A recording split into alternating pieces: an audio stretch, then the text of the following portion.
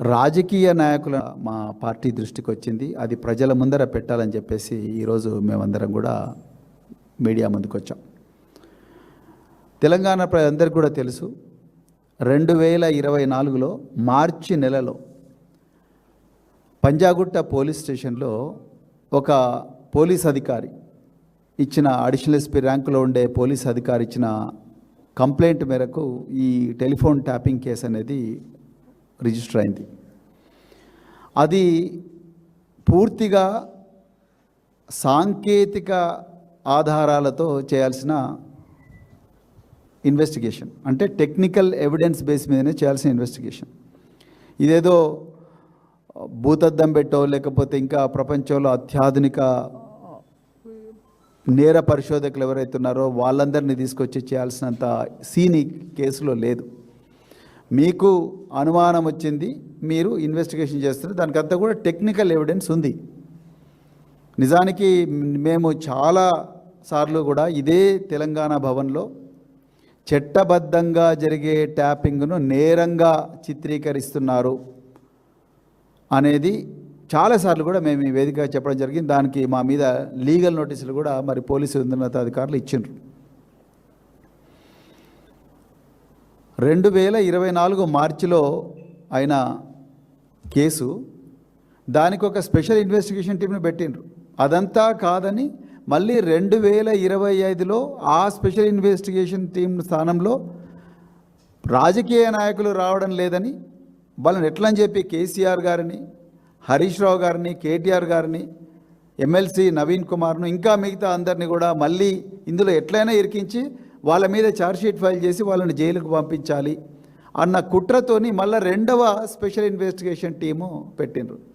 ఈ భారతదేశ చరిత్రలో ఒక ఇన్వెస్టిగేషన్ టీము పెట్టి మళ్ళీ 2వ ఇన్వెస్టిగేషన్ టీము మళ్ళీ పెట్టి ఇంతవరకు కూడా ఏమీ చేయకుండా ఉన్న ఇది డిపార్ట్మెంట్ ఏదైనా అంటే మరి తెలంగాణ పోలీస్ డిపార్ట్మెంట్, అది కూడా మరి దానికి హోంమంత్రి, ముఖ్యమంత్రి రేవంత్ రెడ్డి గారే చేస్తూ ఉన్నారు. మరి అంత ఘనమైన నేరం ఏం చేసిండు ఇక్కడ?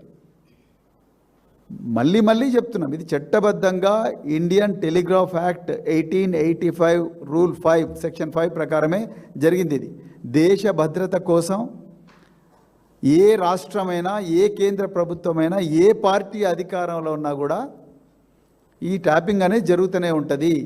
దాంట్లో ఎవ్వరికి కూడా అనుమానం ఉండాల్సిన అవసరం లేదు. అది అందరూ ఒప్పుకుంటున్నారు.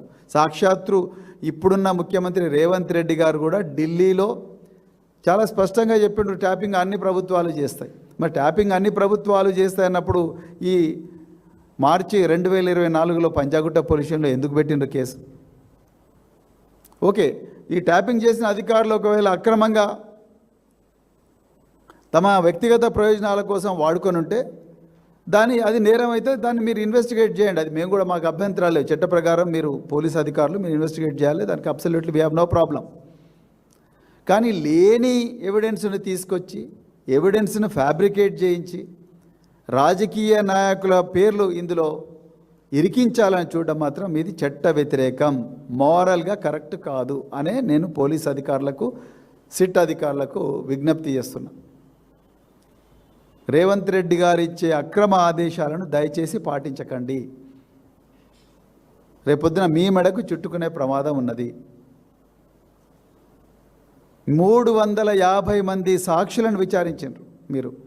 350 మంది సాక్షులను విచారించి ఇప్పటి వరకు కూడా మీరు ఛార్జ్షీట్ ఫైల్ చేయలేదు.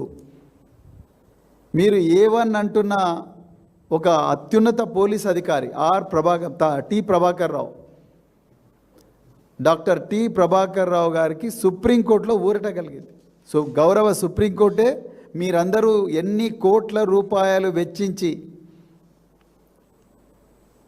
ఆయన బెయిల్ని అడ్డుకోవాలనే ప్రయత్నం చేసినా, దాదాపు 18 రోజులు ఒక IPS అధికారిని కరడుగట్టిన నేరస్తుడిలాగా, ఒక ఘోరమైన దొంగలను కూడా ఆ విధంగా ట్రీట్ చేయరు. ఒక కరడుగట్టిన నేరస్తుడిలాగా జూబ్లీ హిల్స్ పోలీస్ స్టేషన్లో 18 రోజులు ఆయనను భూమి మీద పడుకోబెట్టి, నేల మీద పడుకోబెట్టి మీరు టార్చర్ చేసినా మీరు రేవంత్ రెడ్డి ఏం చెప్పిండ్రో అది మీ ఎక్కడ దొరకలేదు. రేవంత్ రెడ్డి గారు ఏమన్నారు, ఎట్లనే చేసి కేసీఆర్ పేరు ఇలా రావాలి, ఎట్లనే చేసి హరీష్ రావు పేరు రావాలి, ఎట్లనే చేసి కేటీఆర్ పేరు రావాలి అనే ఆదేశాలు ఏవైతే ఇచ్చినా మీరు ఇంతమందిని టార్చర్ చేసినా మీరు కనుక్కోలేకపోయినరు. కానీ ఇప్పుడు మా దృష్టికి వస్తున్న కొత్త విషయం ఏంటయ్యా అంటే, మీరు ఏమైనా చేసి కేసీఆర్ గారి పేరు, హరీష్ రావు గారి పేరు, కేటీఆర్ గారి పేరు తిమ్మిని బమ్మిని చేసిన ఏదైనా చేసి మళ్ళీ వాళ్ళ పేర్లు ఛార్జ్షీట్లో పెట్టాలి అని చెప్పి మీరు శత విధాల ప్రయత్నం చేస్తున్నట్టుగా మా దృష్టికి వచ్చినాయి. మీరు ఇంతకుముందే నేను ఈ వేదిక మీద చెప్పిన మళ్ళీ చెప్తున్నా, సంధ్యా శ్రీధర్ రావు అనే ఒక దాదాపుగా ఈ సంధ్యా శ్రీధర్ రావు మీద దాదాపుగా 26 క్రిమినల్ కేసులు ఉన్నాయి. 26 కేసులు. ఈయన పేరు సరణాల శ్రీధర్ రావు అలియా సంధ్రా శ్రీధర్ రావు. ఈయన మీద 26 కేసులు ఉన్నాయి హైదరాబాదు నగరంలో. అదేవిధంగా ఢిల్లీలో కూడా ఎయిర్పోర్ట్లో ఇతన్ని డిటైన్ చేసిండ్రు. అన్ని చీటింగ్ కేసులు, ట్రెస్పాస్ కేసులు, మొత్తం ఎక్కడెక్కడైతే భూమి దొరుకుతుందో ఈ హైదరాబాద్ మహానగరంలో అక్కడ సంధ్యా శ్రీధర్ రావు ఉంటాడు. అందుకొరకే ఆయన మీద మీరు 26 కేసులు పెట్టిండ్రు. పీడీ యాక్ట్లో ఇతను జైలుకు పోవాల్సిన వ్యక్తిని. ఇలాంటి సంధ్యా శ్రీధర్ రావును పట్టుకొని మీరు అతనిని మీ కబ్జాలోకి తీసుకొని అతనిని బలవంతంగా ఎమ్మెల్సీ నవీన్ కుమార్ పేరు చెప్పించి, అదేవిధంగా మళ్ళీ ఎమ్మెల్సీ నవీన్ కుమార్ పేరు మాత్రమే కాదు ఇంకా ఎవరెవరి పేరులో మీరు ఇందులో పెట్టే ప్రయత్నం మీరు చేస్తున్నారనేది చాలా క్లియర్గా మాకు తెలుస్తూ ఉన్నది.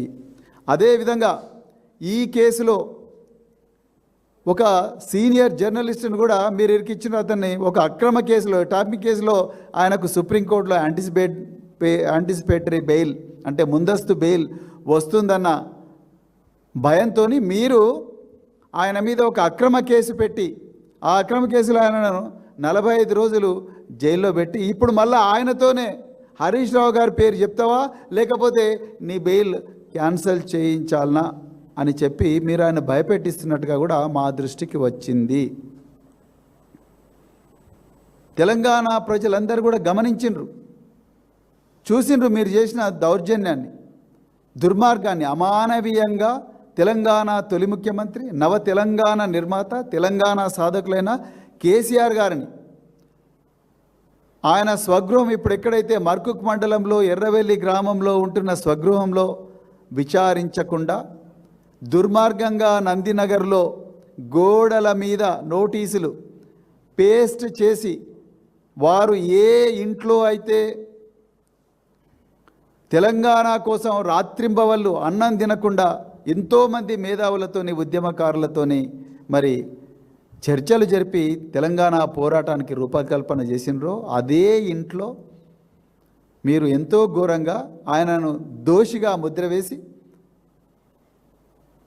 ఆయన్ను మీరు ఎగ్జామిన్ చేసినారు పోలీస్ ఆఫీసర్ రేవంత్ రెడ్డి అక్రమ ఆదేశాల మేరకు. అదేవిధంగా హరీష్ రావు గారిని అలాగే చేసిండ్రు, కేటీఆర్ గారిని అలాగే చేసిండ్రు, ఇంకా ఎంతోమంది సీనియర్ నాయకులను ఆ విధంగా చేసిండ్రు. ఇవన్నీ కూడా తెలంగాణ ప్రజలు గమనిస్తున్నారు. నేను ఇదే వేదికగా నేను చాలాసార్లు చెప్పిన, ట్యాపింగ్ అనేది పోలీసు డిపార్ట్మెంటులో కేవలం ఒక చిన్న డిపార్ట్మెంటు, రహస్యంగా గోప్యంగా ఉండాల్సిన డిపార్ట్మెంట్ చేసే వ్యవహారం. అది బయట పడకూడదు. అది కోర్టులో కూడా దానికి సంబంధించి ఎలాంటి రిమాండ్ సీడీలు సబ్మిట్ చేయకూడదు. ఎందుకంటే